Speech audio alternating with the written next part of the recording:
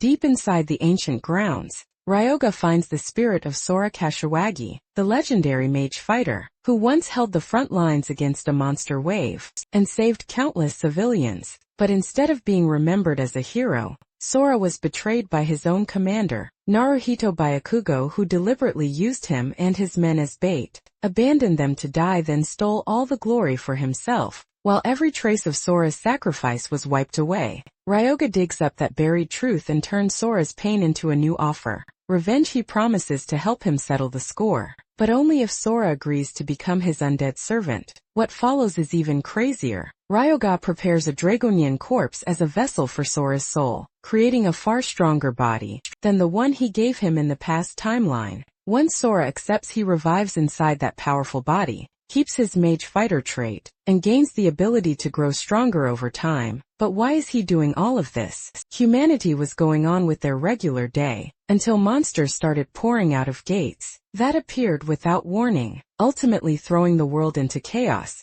However, some awakened abilities, thanks to the power of an unknown system, and they were known as hunters, who inevitably saved the world by conquering these gates. The hunters grew in strength, rising from 1 star to a 7-star rank. Surprisingly, there are 7 hunters who reached the 9-star rank through the grace of the Constellations, and established the 7 great families that ruled the world. However, RMC Chinan Ryoga was an anomaly, who became the first human in history to reach a 9-star rank without the grace of a constellation. This didn't sit well with the 7 great families, and the Constellations decided that his existence risked bringing about the collapse of the world order. Because of this, they tracked him down to a burning city to kill him. One of the 7 great families made an appearance, resulting in a deadly battle that even cost our guy his right arm. He is sent to his knees while watching his opponent, a dude named Dimitri, sit in front of him to mock him. Apparently, Dimitri is also a 9-star rank hunter,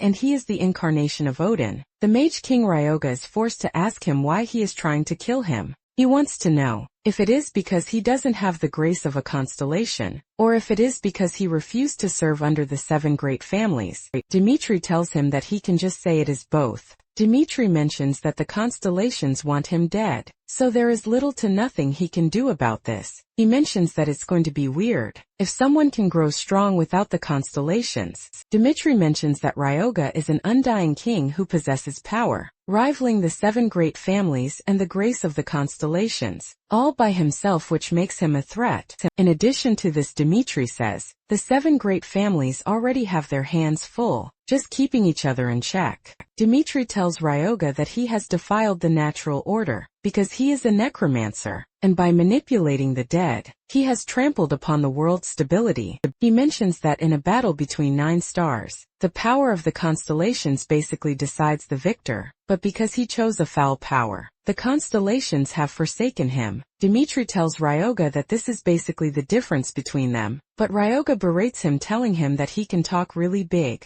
when he is hiding behind Odin's power. Ryoga then tells Dimitri that he has been conversing with him because he was stalling him, and he is about to show him what he can do. Ryoga then unleashes an overwhelming aura to regenerate the dead bones in the area, raising all of them as undead. Dimitri mocks him, saying he never knew he still had this much power inside him, and because of this, he is going to use his strongest magic against him too. Dimitri doesn't even move from where he is, as he conjures a really powerful technique. Shocking Ryoga, he realizes that Dimitri is about to use the Eye of Odin, and without a doubt, he knows that his ultimate technique doesn't stand a chance against Dimitri's power. Ryoga watches as a powerful blast of magic travels toward him, but instead of wearing a scary face, he smiles because he has something that he wants to try. Dimitri is surprised that he is laughing, and he notices that there is a weird item in Ryoga's hand. Turns out that it is an artifact that is capable of interfering with time, and it is called Chronos Pocket. The item detects the power of a constellation, and as Ryoga raises the artifact, the blast hits it, ultimately inhabiting the artifact, fulfilling the activation requirements. This immediately activates a process of regression.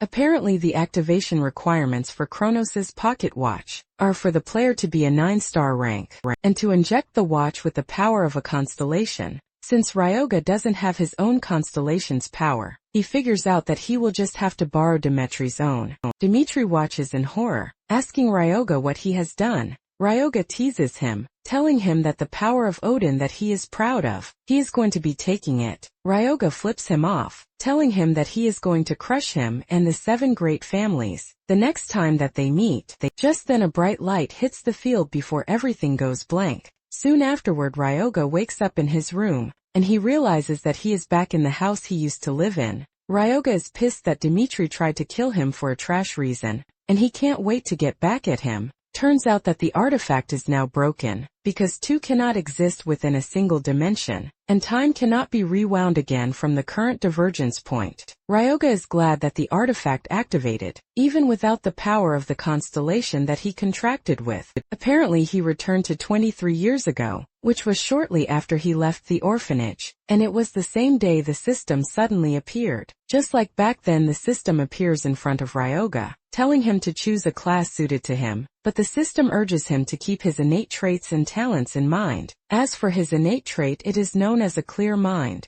which provides resistance to all mental attacks. As for his class, he has the option to choose between being a martial artist, a mage, or a priest. Ryoga is not surprised by this, because he knows that it is only basic classes that will be available. At his current level before regression, he actually chose the mage class, but he decided not to rush this time around. However, this time, Ryuga is determined to get even stronger, and make sure he survives until the very end. He also plans to make use of the information he gained when he was a 9-star hunter. Ryoga immediately heads to the Natsuhabara hunter market, and the attendant is still pitching the materials they have to him, when Ryoga cuts in telling him that he wants the Ring of Dark Gloom. The attendant is shocked to hear this, because this item is a cursed one, but Ryoga assures her that he is aware of it, and all he wants to know is how much the item costs. The attendant then tells him that they won't be responsible for any losses incurred after the purchase, if he still wants to buy it.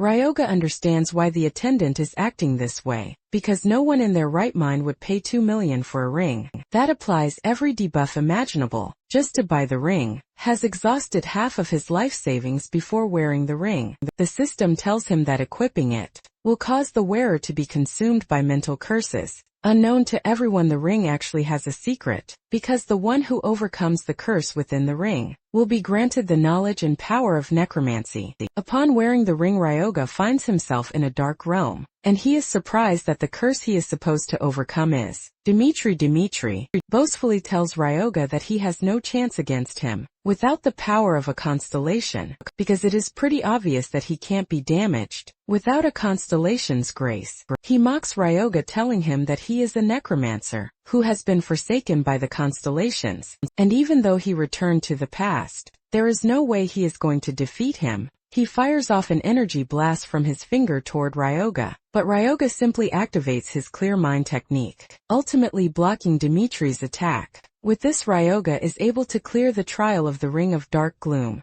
and Ryoga awakens the necromancer power residing within the ring. It turns out that the only way to break the curse of the ring is not to resist, and because Ryoga knows this, he was able to become the world's first necromancer, since he can't stand against the 7 great families without the grace of a constellation. He decides that he is just going to create a constellation that chooses him, and this is the necromancer. Since he has cleared the trial, Ryoga now has one more option among the classes to choose from, which is the necromancer class. This is a class that uses corpses or souls as a medium for power. As a first-class bonus, he is going to gain the Guide of Death trait. This is a trait that reduces spiritual power consumption by 20 when activating or maintaining summoning magic. Ryoga is pleased by this, and he figures out that he has just 2 skills at the moment, which are Raise the Undead, an E-rank skill, and Bone Control, which is also E-rank. As for the Raise the Undead skill, he is able to turn a corpse into an undead without a soul. The Bone Control, on the other hand, gives him what it takes to infuse magic into bones, to control them freely thanks to the fact that he went back in time.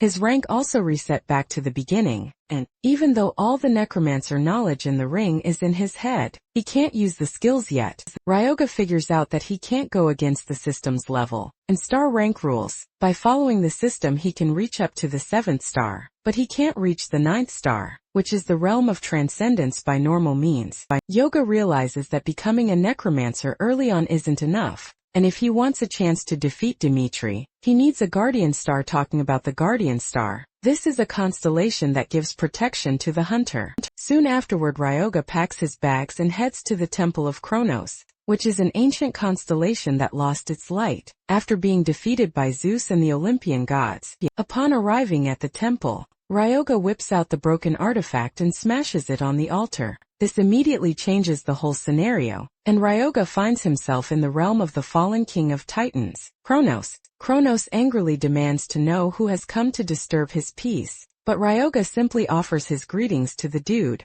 Kronos moves closer to Ryoga and notices the artifact in his hands. He immediately asks him if he rewinds time, and Ryoga confirms this. Kronos is impressed when he hears this, saying, "It is no small feat," but he wants to know why Ryoga woke him. Kronos is Poseidon's father, and he is the god who swallowed his children. After hearing the prophecy of the Titans' downfall, however, he was stripped of everything by Olympus and left to be forgotten. Ryoga is confident that he will still hold his beef against Olympus. When Ryoga finally answers Kronos' question, he asks him if he wants revenge. Kronos is stunned by the question, and he asks Ryoga what he means by this. Ryoga simply answers, telling Kronos that he will be able to get his revenge if he becomes his guardian star. Kronos is pissed when he hears this, asking Ryoga if he thinks a mere human, like himself, can interfere in his vengeance. He asks him if he thinks someone like him can bring down Olympus. Kronos stretches his hand toward Ryoga in anger, but Ryoga quickly speaks up,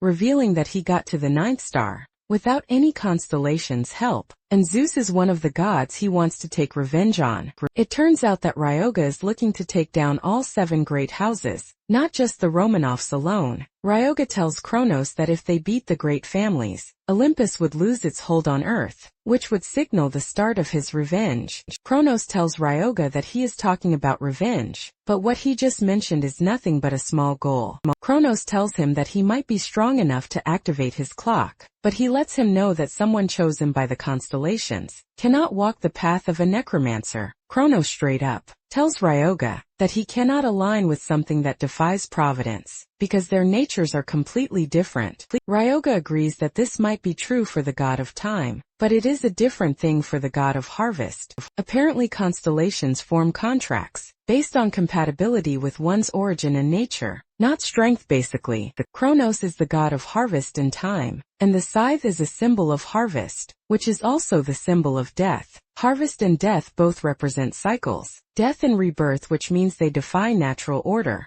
Kronos is pissed when he hears this, and he yells at Ryoga, asking him why he would dare link him with death. Kronos urges Ryoga not to get ahead of himself, but Ryoga tells him to push his pride aside. Ryoga asks him if he wants to live without power or name, while telling him that he is free to remain a stubborn old fart if he wants to continue being under Olympus forever. Ryoga tells him that he came there because he thought he would choose revenge, even if it meant changing himself. Ryoga urges Kronos to join him, so that they can reclaim their power to crush Olympus. Deep down, Ryoga knows that the only chance he has is for Kronos to join him, and he can't afford to lose this chance. Kronos then smiles, telling Ryoga that he hasn't forgotten about his revenge, but he would have to prove that he can become the force behind it. He asks Ryoga if he is aware that reversing his nature would bring immense pain, but he urges him to endure it, assuring him that he is going to become his guardian star if he can. Ryoga is shocked that Kronos is not even wasting time, and before Ryoga knows it,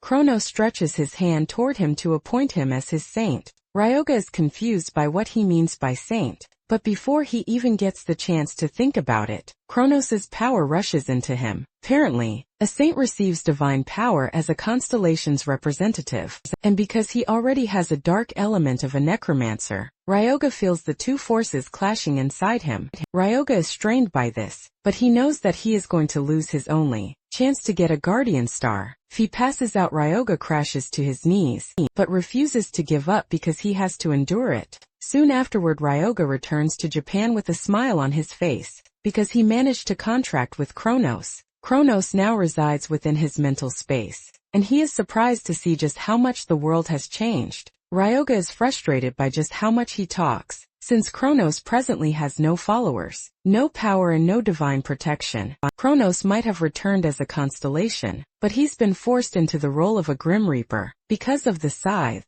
Ryogie figures out that it is left to him to build everything from scratch so that Kronos can regain his power. Kronos admits that he is excited because it's been so long, and he urges Ryogie to spread his name far and wide, since he is now a saint basically. A saint is the highest ranking class in the priest line, and Ryogie cannot believe that Kronos basically turned a necromancer into a priest. Ryoga has also obtained a skill, Saint of the White Knight. This is a holy spell that takes away every penalty when using necromancer skills. Additionally, he has the Life Drain, which is a holy spell that absorbs the target's life force, and can be used for physical enhancement or healing element. It is basically holy power that has been tainted with death, while priests use holy power that is granted by the gods. Necromancers use spiritual energy, and this is Ryuga's first time hearing that one can use them together. Ryoga tells Kronos that using necromancer summons and saint holy skills at the same time is basically a cheat.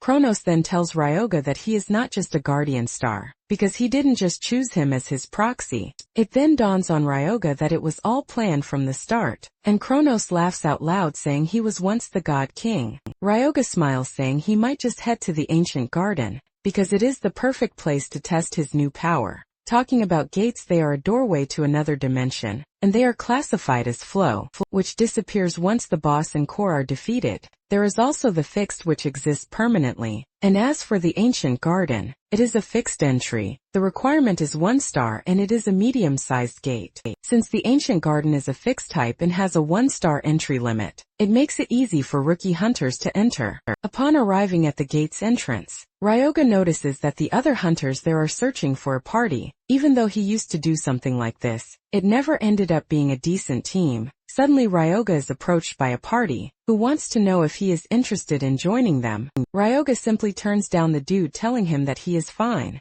The dude is embarrassed by this, and he asked Ryoga if he will be fine alone, because it appears that he is a new hunter. The dude's team members tell him not to worry about Ryoga, because he was the one who turned down their offer to form a party. Ryoga, on the other hand, is more than happy to be alone, because he is going to test out his new skills. Upon entering the ancient garden, Ryoga notices that the environment is quiet, and he knows that the usual pattern is for something to jump out at him. He hasn't finished saying this when a goblin lunges toward him from behind. Ryoga easily dodges the goblin's strike, leaving the monster open. Ryoga then grabs it by the neck, thanking it for going out of his way to get killed. Ryoga activates his inherent trait, the White Knight, thus converting spiritual power into holy power. He also adds the Life Drain to absorb the goblin's vitality. The goblin screams in horror as its vitality leaves its body, and Ryoga realizes that the sensation of using holy power and spiritual power is quite similar.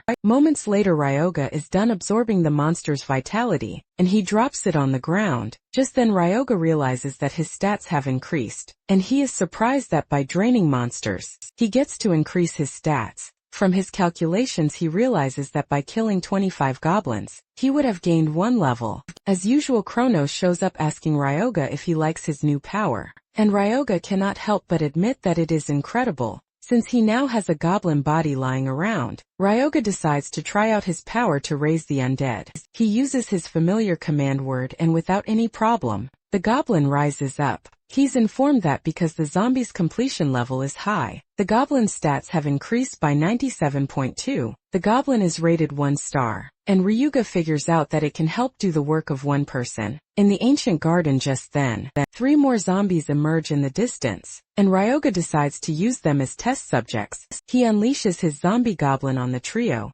and it grabs one of the goblins. It pushes it to the ground while biting down on its neck. One of the goblins slashes the goblin on the back, but to their surprise this doesn't affect the undead goblin. Ryoga mocks the other zombies, telling them that their comrade is now an undead, and it is not going to die even if they strike its vitals. Ryoga immediately grabs one of the goblins from behind, and drains its vitals. Ryoga then tries his life drain on the dead goblin that the undead goblin killed. Surprisingly, it works, and Ryoga smiles, because he realizes that it works on a wide range of tolerance. Since this is the case, Ryoga decides to pick up the speed. Apparently there is a statement passed down among necromancers, that as long as one manages to defeat the first one, the goal is as good as half achieved. In other words, creating the first undead is the most difficult part, and once one clears that hurdle, everything becomes much easier. In no time Ryoga already has 4 undead goblins in his army, and he unleashes them on the other goblins that he comes across. A fierce battle ensues between them, and one of the normal goblins plunges its knife into an undead goblin, and it freaks out. When it realizes that this does nothing to take it down, Kronos is not entirely pleased with the status of the battle, and he asks Ryoga if he is going to bring some dignity to the fight. But Ryoga tells him to get used to the scenario, because this is how a necromancer fights. Not long after this, Ryoga is informed that he has reached the maximum limit of controllable undead, which is 20 undead. As the battle continues, 3 goblins decide that running is better than fighting, but a fiery arrow suddenly appears out of nowhere, killing the normal goblins. Ryoga immediately orders his undead goblins to halt, and he tells whoever is hiding out there to step out. The trio, who had approached him earlier in an attempt to form a party with him, steps out, and Ryoga immediately confirms that he knows them from somewhere. Apparently they are the twin shadow hunters, and Ryoga's expression changes to a cold expression when he remembers this. Apparently they were once sent to assassinate him. Before Regression, the twin shadow hunters, Yuma and Yuka Rendo, were renowned as fraternal twin hunters. Ryoga remembers that they were a pain to deal with back then, but at the moment they don't look strong. Ryoga is not entirely surprised, because they are still 1-star hunters. However, he knows that there were only 2 back then, and the last dude appears to be a new member. Kronos tells Ryoga that it is a good option to take out future enemies ahead of time, but Ryoga is not entirely on board with this, because he knows that the 2 only took an assassination request, not that they had a personal beef with him. Yuma then asks Ryoga if he is the one controlling the zombie, and Ryoga understands their confusion and shock, because the necromancer class is not yet widely known. Until a bit later Ryoga answers the question saying it is his summon, and Ryoga figures out that he needs people to act as baggage carriers for him, so the group actually fits the part. In addition, he believes that their main reason for becoming hunters is for the money. Ryoga then asks them if they are willing to work with him, and Yuma is confused by the question. Ryoga tells him that he wants to leave the magic stone gathering to the party, telling them that the split will be 80-20. He reveals that he is going to defeat the enemies, so that the trio can make easy money. After hearing the offer, Yuma and his friends turn around to have a discussion about the offer. Yuka tells Yuma that they can't trust Ryoga, and the third guy agrees with her, because he has never heard of a hunter who summons zombies. After minutes of serious discussion that feels like forever, Yuma finally turns around, telling Ryoga that they are going to do it. However, he wants the split to be a 50-50 split. Ryoga simply tells him that the best he can do is a 70-30 split, and if they are not interested, they can leave. Yuma has no choice but to accept, and the third guy, Hibara, tries to call Yuma back on his decision. However, Yuma tells him to stop being a wimp, revealing that Ryoga would have killed them if he wanted to. Yuma can see just how confident Ryoga is, because he entered the gate without any equipment. He is pretty sure that they are going to earn money if they follow him. Soon afterward, the trio is already exhausted, after working so hard in gathering mana stones, because Ryoga is not even slowing down. They have managed to gather a mountain of monostones in no time, and Yuma is left stunned, because even though he knew that Ryoga wasn't ordinary, he didn't expect that it was up to that extent. While they are trying to catch their breath, Ryoga is still busy killing the goblins, waiting for the team to come pick up the monostones. Yuma nervously suggests that they take a break, but Ryoga just continues to create more goblin corpses for them. At this point, the trio admits that Ryoga is no human. Sometime later, Ryoga decides to check out his status, since they have cleared out a bunch of goblins. Ryoga is blown away when he realizes that his total stats went up by 212 points in just 3 hours of monster subjugation. Ryoga is pleased that he has the life drain because of how efficient it is, and has made his specs on par with a level 4. Ryoga then decides that it is time for him to go after the boss, since his stats have gone up. Moments later, he arrives at the boss's domain, where he finds it sitting on the throne with the guards surrounding him. the Goblin King taunts Ryoga, telling him that he has walked into his death, but Ryoga claps back, saying he is basically an idiot who thinks he's the king of the hill. Yuka calls Ryoga back, saying the Goblin Shaman is the boss of the South, and it might be good if they don't provoke him. The Goblin King then orders his soldiers to go after Ryoga, to make him kneel before him. At the same time Ryoga unleashes his undead goblins, and a fierce battle ensues between them. One of the undead goblins gets cut down, but Ryoga simply replaces it by raising another dead goblin. Yuma is left in shock because they are outnumbered, but Ryoga is simply turning the corpses into his summons. Just then the Goblin King stands up and raises his bone staff, while chanting some weird incantations. This then raises other bone staffs that send a wave of valor into the goblins. Their eyes turn red like maniacs, and the Goblin King tells Ryoga that his totem debuffs enemies, and buffs his allies. He hasn't finished saying this when one of the undead goblins grabs one of his bone staffs, and breaks it in two. Ryoga mocks him, asking him what he was saying. The undead goblins then go after the totems, destroying them to ruin whatever plan the Goblin King has. The Goblin King starts to tremble, and he angrily raises his staff again. In frustration he activates a new curse, which is known as the Curse of Madness. This unleashes a strong presence that even scares Yuma and his party members. Apparently this is a curse that increases the goblin's strength by 50. The goblins under the king's command get the upper hand and start to decimate the undead goblins, reducing their numbers at an alarming rate. In no time the undead goblins have been reduced to 8, and Ryoga realizes that the staff was the Goblin King's trump card. From the start the king starts making fun of Ryoga, while revealing that the staff he is holding is a bone staff, imbued with the grudges of goblins. Suddenly Ryoga asks the king if the staff is made of bone, while telling him that he just handed him an easy win. Without hesitation Ryoga activates the bone control skill, and directs it toward the king's staff. The king struggles with the bone until it flies off his hand, and goes to Ryoga, which immediately disrupts the Curse of Madness skill that was active. To make it worse, the goblins suffer a recoil which decreases their stats by 30. The Goblin King watches in horror while Ryoga smiles at him, telling him to try to use his annoying curse again. Since the king wants his staff back, Ryuga decides to give it to him, but in the worst way he sends the staff in his way like a projectile, and it pierces the goblin's neck, causing it to die. Ryuga drains its vitality, and he is surprised to see that it is giving him more stats than regular goblins because he was their king. Just before he drains all the blood from the goblin, Ryoga rushes forward to take some of the blood into a bottle, and he turns to Yuma and his crew, telling them that he is going to leave the cleanup to them.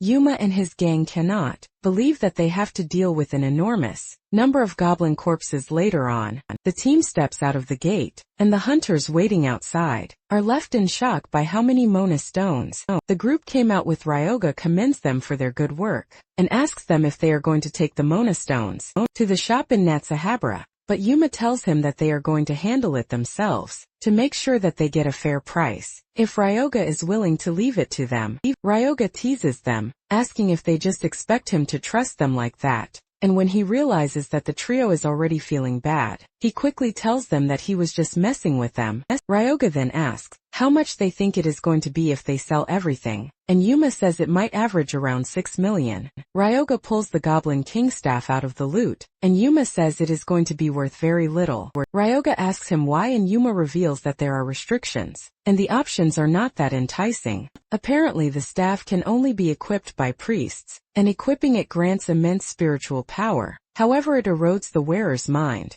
It adds to the spiritual power, but at the same time only a priest can equip it. Since this is the case, Ryoga decides to take it, and he tells the group that they can deduct it from his share. But Yuma refuses. He tells Ryoga that they wouldn't have been able to obtain it without him, so they are just going to settle the accounts, as if the staff never existed. Yuma asks his colleagues if they are fine with this, and they say yes deep down. Ryoga is pleased by this, because this is exactly what he likes about the team. Ryoga excitedly walks away, suggesting that they meet the next day again. The following day, the story was the same as the day before and even worse. Yuma crashes to the ground in exhaustion, saying he doesn't even know if he can go one full day, because his bag is already full. Ryoga is not ready to push them, and he tells the group that they are free to head out first. After they are gone, Kronos asks Ryoga why he lets the group leave on purpose. Ryoga is surprised that Kronos could sense that he intentionally let them go. Ryoga mentions that he doesn't want anyone watching his next move, and he heads to the north side of the garden.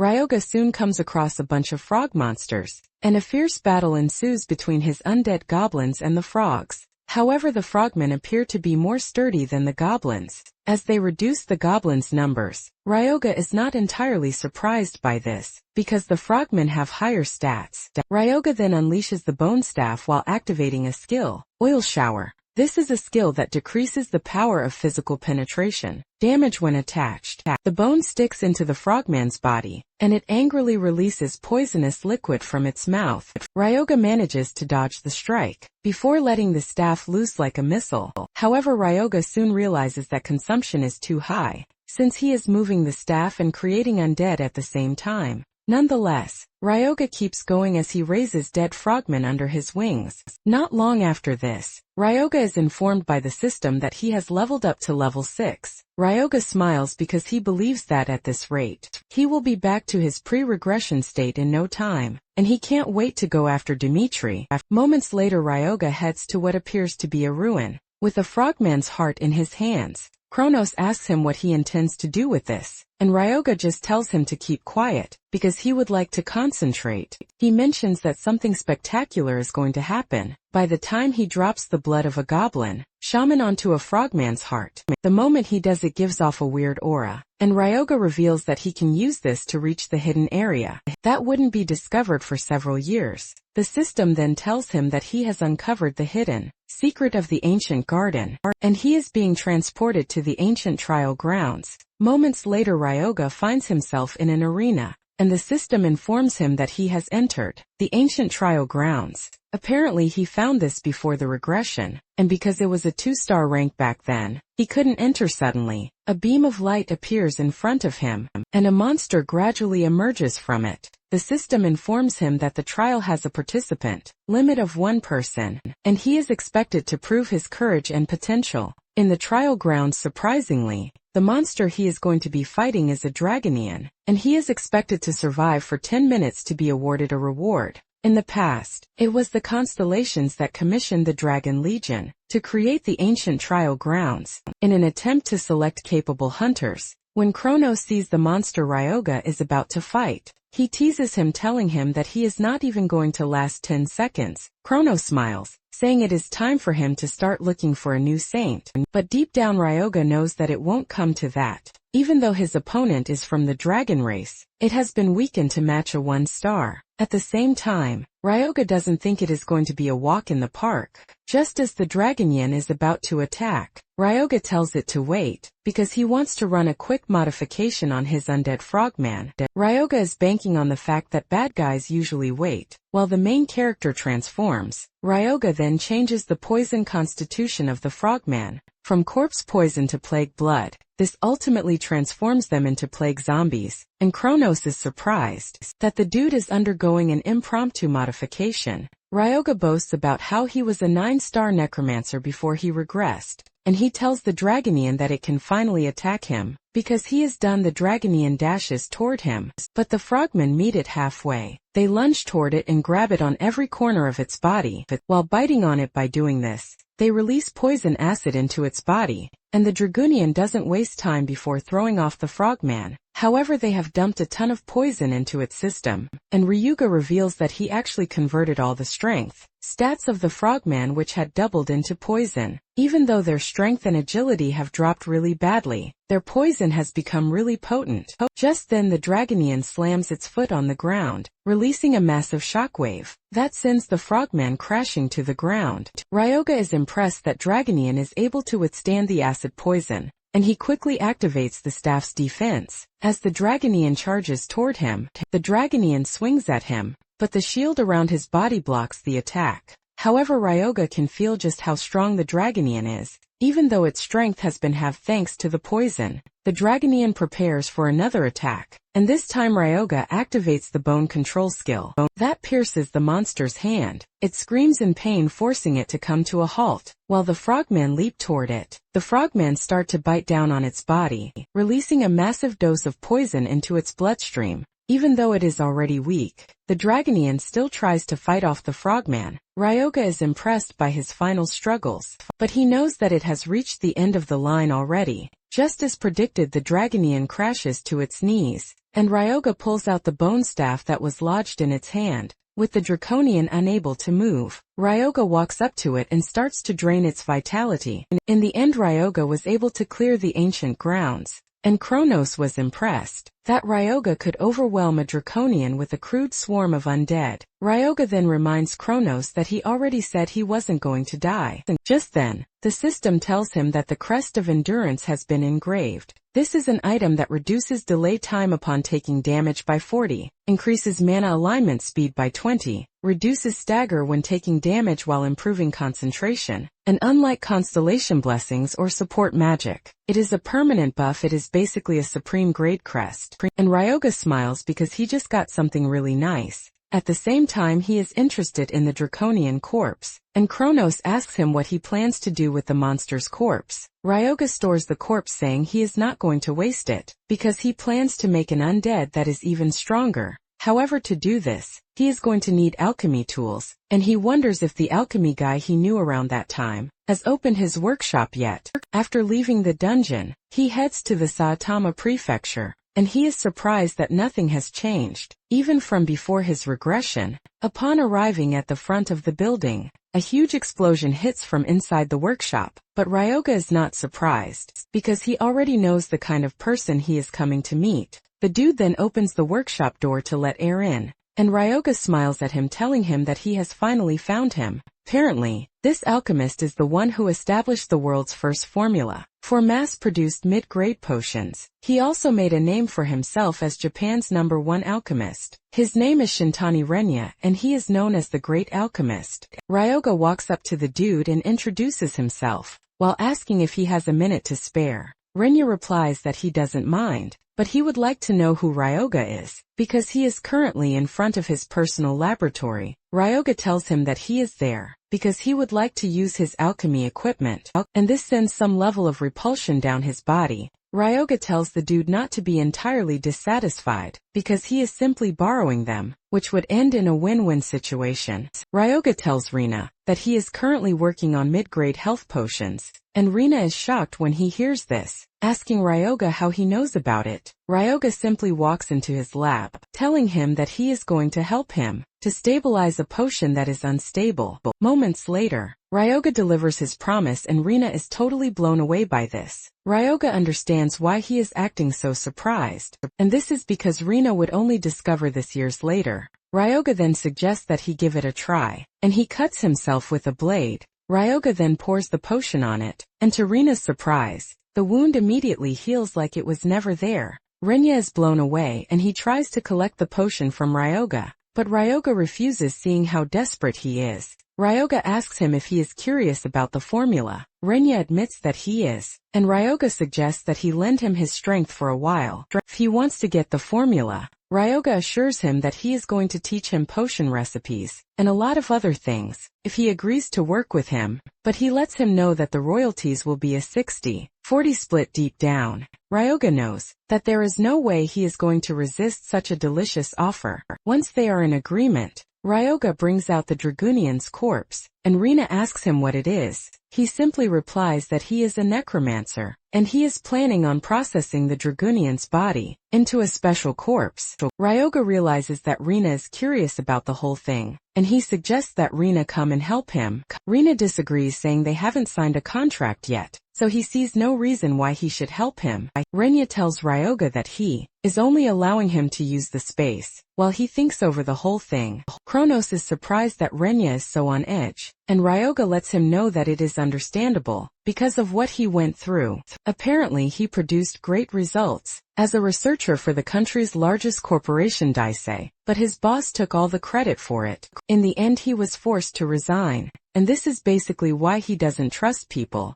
Kronos is disappointed to hear this, and he talks about how the human world is nothing but betrayal, an obsession, but Ryoga reminds him that he and the other gods are not that different. Ryoga then calls on Rina, saying he is aware that he is hesitant to sign, because he doesn't really know what he is capable of. Since this is the case, he suggests that he help him out with what he is doing, so he can see for himself. Rina reluctantly agrees, and Ryoga hands him a tool, while telling him the amount of F-rank stones he should melt in the ratio. In no time Rina was done with it, and this impressed Ryoga, who immediately concluded that Rina is the right man for the job. Meanwhile, Rina is left wondering what Ryoga is doing with the corpse. Apparently, everything he has been doing is to enhance the undead's performance, which requires layering of formulas and curses over and over. After 3 days of hard work, they are finally done with the panels. While Rania is already exhausted, Ryoga remains active like he hasn't even done anything stressful. Renya is left wondering what type of person Ryoga is, because he was able to restart a corpse's heart using mana.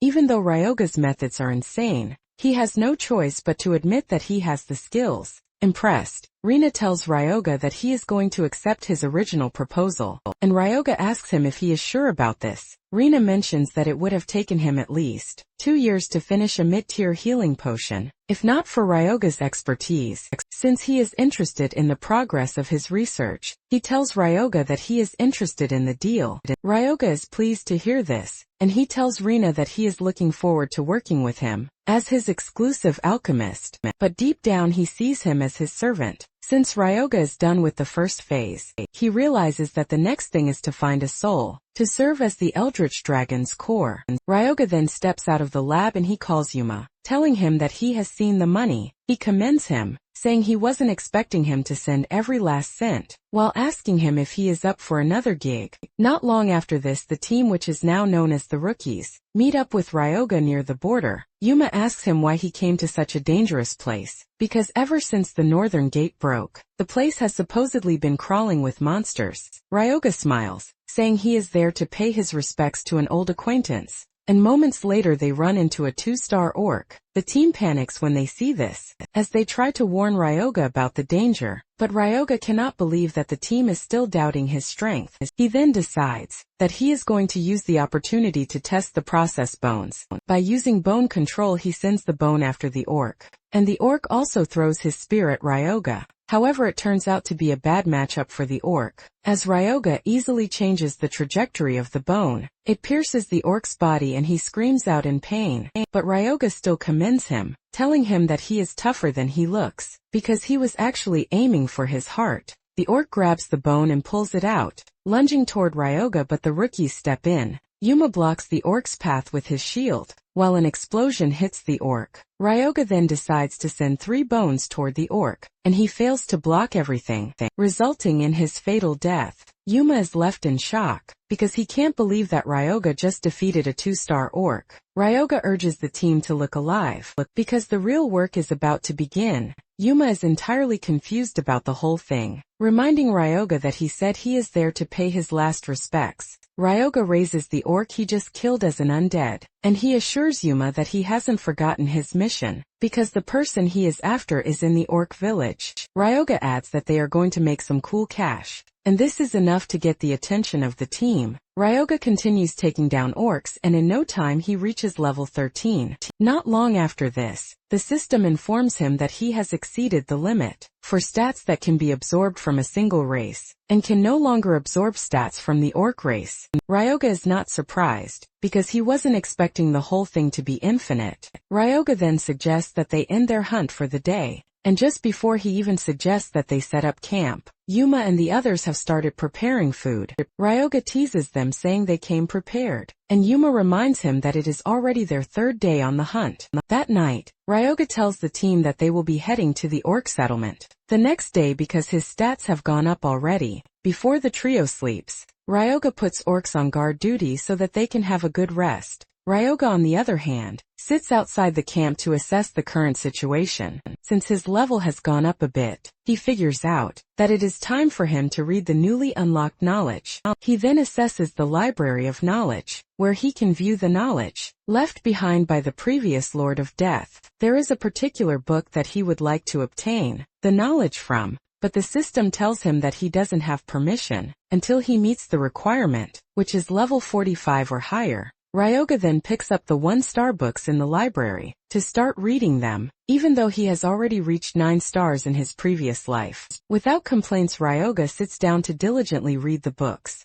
and after studying for so long, he is informed that he has acquired a new skill. The following morning, Hybra wakes up to an orc staring down at him, and he screams out in fear. Ryoga teases him, asking him why he is still overreacting when he has been seeing this every day. Yuma then tells Ryoga that the orc actually looks different from the day before. Apparently, there is an armor bone around it, and it has even gotten bigger. Ryoga confirms this, revealing that he modified the orcs a little bit. Thanks to the modification, they are now called armored zombies, with superhuman strength and endurance. Ryoga had obtained 2 skills, which is the bone armor, that allows bones to be transformed into armor to be worn, while the second is squirming flesh. This allows manipulation of flesh attached to a corpse, and convinced that he is prepared, Ryoga tells the team that it is time for them to head to the orc settlement. After a long day's journey, they finally arrive at the orc village, and the orcs immediately prepare for battle the moment they notice that enemies are approaching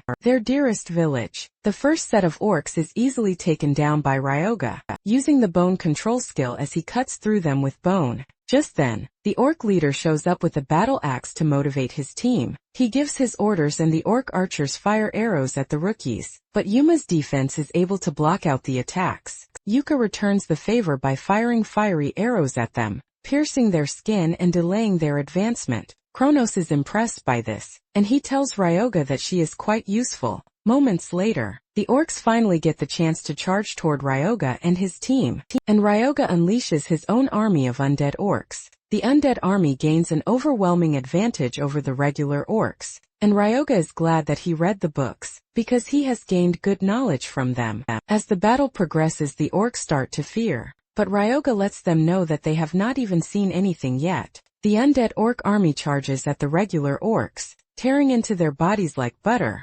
Whenever the regular orcs try to fight back, their attacks are blocked by the bone armor around the undead orcs. Whenever the armor is damaged and the durability is reduced, Ryoga simply uses his skill to repair the durability. He also activates the squirming flesh skill, and pieces of flesh attached to the orcs. This causes their formation to be ruined, and Yuma is left stunned, because he realizes that Ryoga is not just strong, but he is in a different league of his own. Seeing how the orcs are being dominated, the orc leader activates Berserk mode, ultimately evolving the orcs into a special variant. Ryoga was already expecting this, and it doesn't really surprise him. The leader of the squad of orcs then charges toward Ryoga, but Ryoga simply meets him halfway. With enough bones to turn his body into a basket, the orc crashes to his knees, and he tries to pull out the bone in his chest, but Ryoga tells him that there is no way he is going to allow something like that. Ryoga increases the intensity of the bone,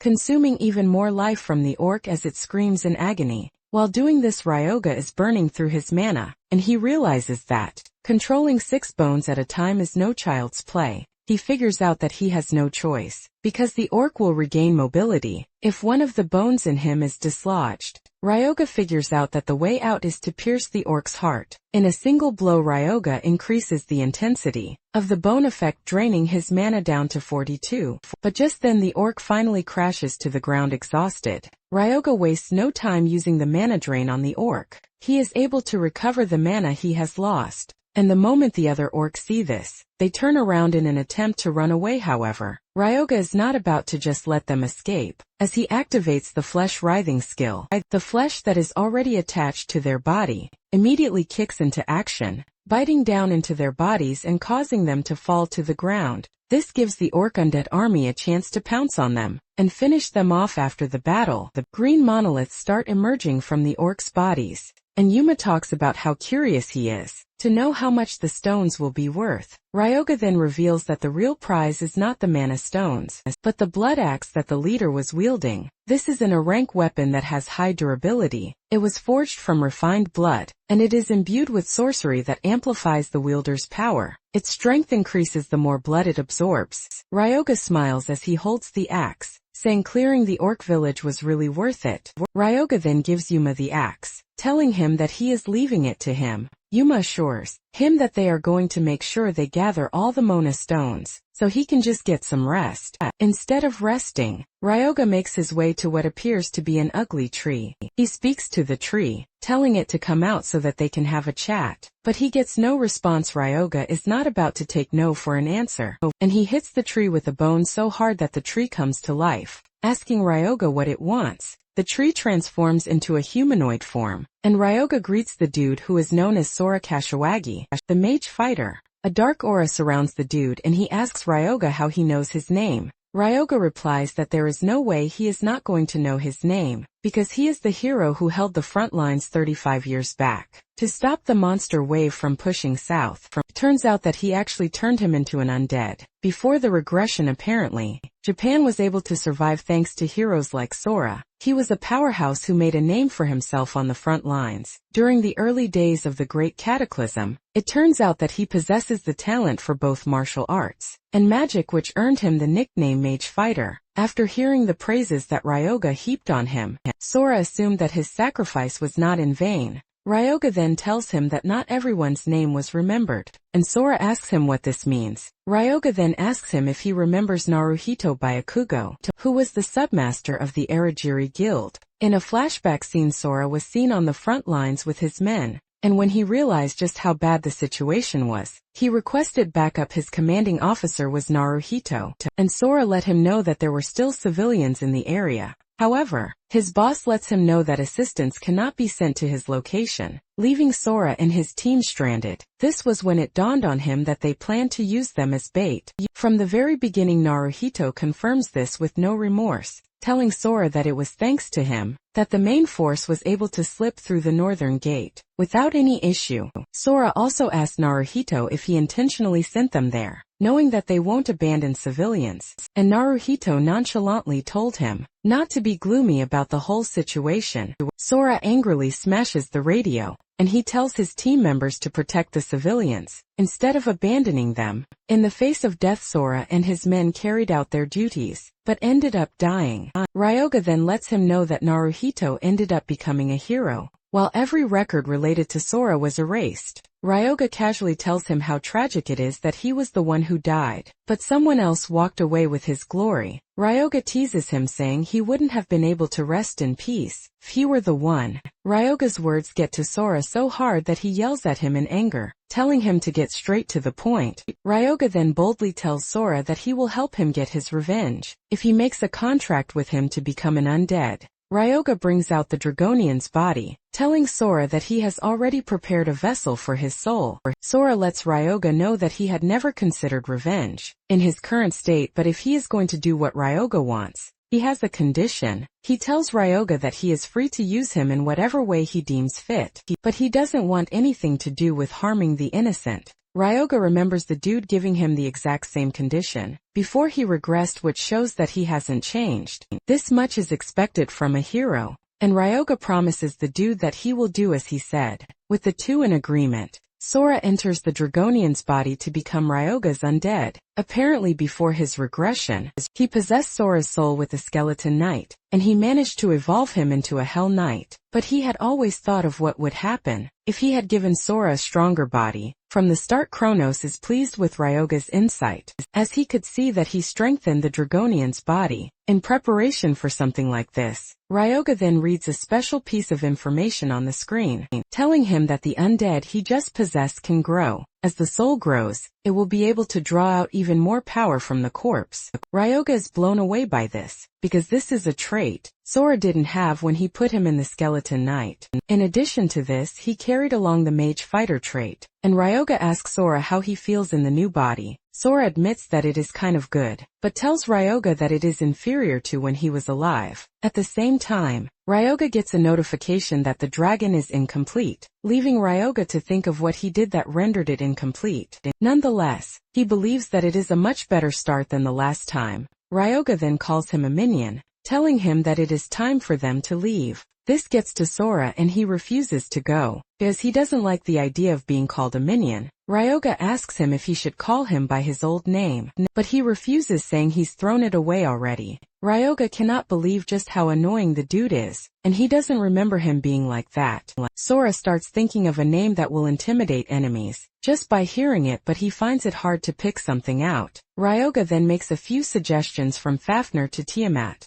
but Sora rejects them all. Minutes later, they are still arguing over what name he should be called, and Ryoga just thinks of punching him in the face. After so much back and forth, he finally settles for Fafnir. As they are about to leave, Fafnir stops Ryoga, saying he is completely bare and has to put something on. He rushes over to the shack beside them, and drags off a piece of clothing, which he ties around his lower body. Fafnir finally decides that it is time to leave, and Ryoga is frustrated about just how annoying he is. Later on they make their way to Rina's laboratory, and he is shocked that Ryoga has managed to get the corpse moving. Rinya is so blown away by this that he starts swarming around Fafnir, asking to study him. Fafnir asks Ryoga if he punches the dude in the face, because he is really creeping him out, but Ryoga says no, saying Rinya is their partner. Yuma and the others also show up, telling Ryoga that they are going to head out to Tokyo to sort out the items that they got, and Ryoga gives them the go-ahead. After they are gone, Ryuga whips out the orc leader because he has plans for him too.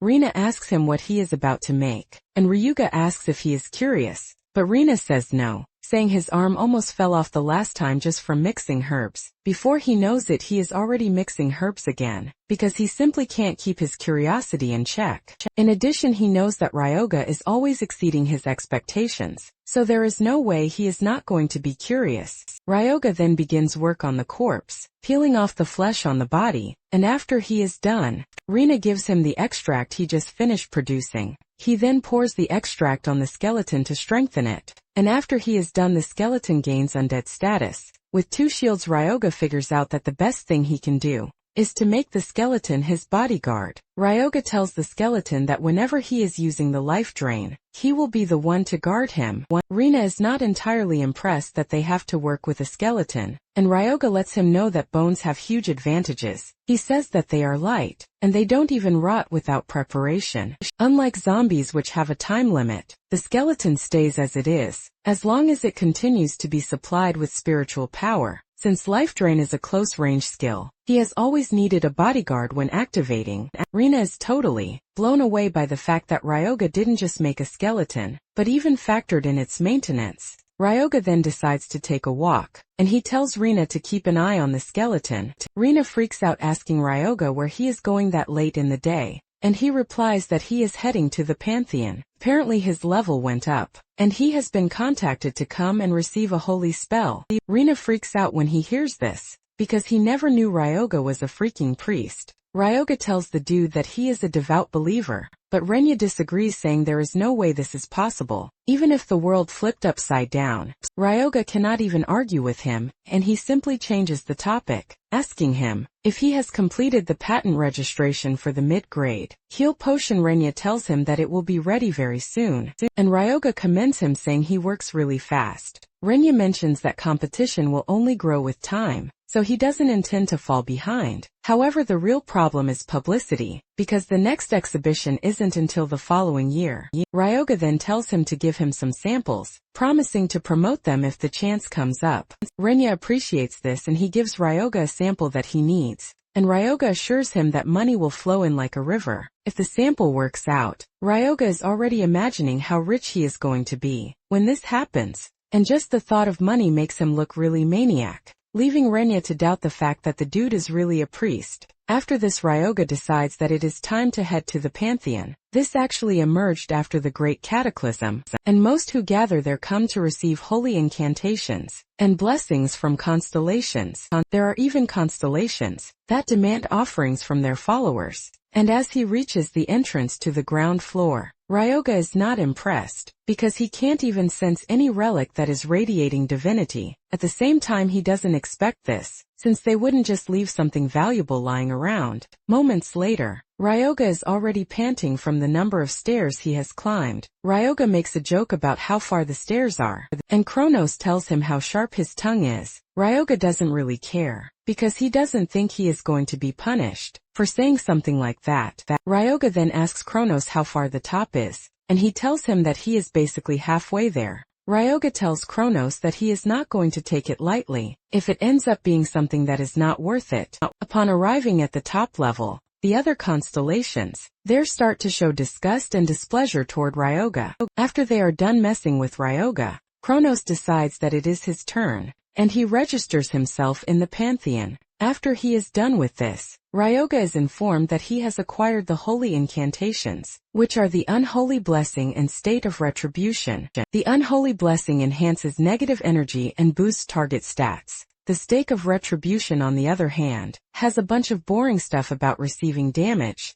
Kronos teases Ryoga, telling him that he graciously gave him the skills, and Ryoga admits that they are impressive. Kronos laughs out loud, but just then, the system informs Ryoga that Kronos doesn't have sufficient divine status because he lacks achievements and recognition. His laugh suddenly goes cold when he sees this, and Ryoga cannot help but make fun of him for acting all high and mighty before. However, he is pleased that he has grown stronger. Moments later, Ryoga steps out of the Pantheon, only to be challenged by a big dude, who asks him why he is coming out of the Pantheon. The dude, Satake Shiger, appears to know who Ryoga is. Ryoga asks him who he is, and he reminds Ryoga that he used to look after him at the orphanage. And after revealing his name, Ryoga remembers him as the trash who used to extort people. Ryoga tells the dude not to talk to him like they are close buddies, because he remembers how he treated him back then. It turns out that a dude once ratted Satake out to the director, and while he was trying to beat the dude, Ryoga shows up and punches him in the face. Now in the present, Ryoga teases him, asking him if his broken nose has healed. Satake groans in frustration, but before he loses his temper, he controls himself, saying he is now a different person. Satake shows Ryoga the tag on his chest, revealing that he has now joined the Erigiri Guild. Satake tells Ryoga that he is nothing but a bottom-tier hunter, because he just came out of the Pantheon. He also urges him not to think things will go down the way they did the last time. Ryoga, on the other hand, teases him, telling him that he doesn't look different from how he remembers him. This pisses Satake off so bad that he throws a punch at Ryoga, but someone catches his arm, telling him that they are in the middle of the city. This person is the strike team leader of the Erigiri Guild. Joman Ragu Satake tries to tell his boss how arrogant Ryoga is, and Joman suggests that they take the fight elsewhere, so that they can settle everything properly. Deep down, Joman is looking to punish Ryoga for picking a fight with the Erigiri Guild, when he knows who they are. Satake laughs at the idea that Joman is suggesting that they settle their beef with fists, saying Ryoga just became a hunter. However, Ryoga is not about to shy away from a fight, and he tells Satake that he is up for it. Satake is shocked to hear this, and Ryoga uses the opportunity to dunk on him again, asking him if he is already getting cold feet. This is enough to push Satake to say there is no backing out. Moments later, they arrive at the Erigiri Guild training center. The two step into the arena and Ryoga summons Fafnir, telling Satake that he will be the one to fight since he is a priest. Satake is not entirely worried, as he believes that Ryoga has a trash ability. In addition, he has a necklace and rings that boost his own stats too. After putting everything into the right state, the match is declared open. Satake hasn't even made any move when he is already teasing Ryoga, asking him if he is scared. Ryoga cannot believe just how loud-mouthed Satake is, and Fafnir is also hyped that he ran into Erigiri very early on. He decides that he is going to check out how strong his body is, while saying he has no intention of holding back. However, Ryoga tells him not to finish the fight in one hit, because there is something he would like to test. Fafnir agrees to this, even though it is going to be pretty difficult. Satake then makes the first move, lunging towards Fafnir with the spear, but Fafnir easily raises his leg to dodge the attack. Satake unleashes another spear technique, but Fafnir still dodges this. Satake goes on the attack again with his insane agility. Joman is impressed with Satake's movements, believing that the fight will end earlier than expected. Just then Fafnir casually grabs Satake's spear, teasing him, telling him that such a useless attack will not work on him. Satake struggles but couldn't drag the spear away from Fafnir, and Fafnir scolded Satake, telling him that he is attacking, without even thinking of his next move. Fafnir lets him know that he would have been dead if it were real combat. Fafnir prepares to punch the dude in the face, but suddenly remembers that he was supposed to hold back. Instead of punching him, he slaps him across the face really hard, causing Satake to lose his breath. He falls to his knees to try to catch his breath, while trying so hard not to scream like a baby. Ryoga teases him saying he has grown a bit, because he is not screaming for minutes like before. Satake is pissed about how Ryoga is messing with him, and he dashes toward Fafnir with his spear, but Fafnir easily pins his spear to the ground. Shattering the ground, he mocks Satake, telling him that his opponent will simply catch on if he uses the same technique twice. Fafnir then proceeds to break his knee, and Satake screams out in severe pain. Fafnir mocks him, telling him that the battle is over. Just as he is about to land the finishing blow, Jamon stops the match. He looks really pissed, and Ryoga is surprised that he stepped in to stop it earlier than he expected. Jamon then walks over to check on Satake's knee, while revealing that he would have to call a priest. Ryoga reminds Jamon that a priest is standing right behind them, but Jamon argues that a one-star healing can't fix a broken bone. Ryoga assures Jamon that he knows it, and Jamon demands to know how he plans to heal the broken bone. Ryoga reveals his plan to use a mid-grade potion, and he brings out the sample that Ranya gave him. Satake is skeptical because mid-grade potions cost millions. Ryoga uses the opportunity to market the potion, saying that there is mass production of mid-grade potions. Satake says he hasn't while trying to say he won't receive help from the person who defeated him. Ryoga urges the dude to just accept it like that, because he is only trying to help. Ryoga was already thinking of how he was going to promote the potion, and he just found the perfect test subject. Ryoga then pours the potion on the wound, and to Jomon's disbelief, the wound heals completely. Jomon immediately starts thinking of how he is going to get the potion. Jomon asks Ryuga where he bought the potion from, and deep down Ryuga is pleased that he already took the bait. Ryuga tells Jomon that he is pretty sure that he is around 3 stars, since he is a captain in the guild, and Jomon confirms this. Ryoga then makes him a wild offer, telling him to fight him, assuring him that he is gonna tell him where he got the potion from. If he does, Jomon is convinced because Ryoga is willing to tell him, regardless of the match result. Ryoga tells the dude that this is what he wants, because the last fight was too short. Moments later, the match begins and Jomon dashes toward Fafnir at blinding speed, delivering fast-paced attacks to his body. Jomon is able to exploit Fafnir's huge body, landing blow after blow. Fafnir screams out in frustration, but can't even get to Jomon. Ryoga is not entirely surprised, because he was expecting Jomon to use the fast attack style of Kashiwagi, which is a bad matchup for a Dragonian. This is exactly why he used the potion as a bait to provoke the dude, because if Fafnir encounters an opponent he can't fight properly, he will feel it instead of being frustrated. Fafnir is determined to get used to this style of fighting. With his sluggish body, Ryoga commends his determination, saying this is why he is his right-hand man. Since Fafnir is determined to win, Ryoga decides that it would be bad for him to stand back. He then bestows upon Fafnir the impure blessing, preparing him for the real battle.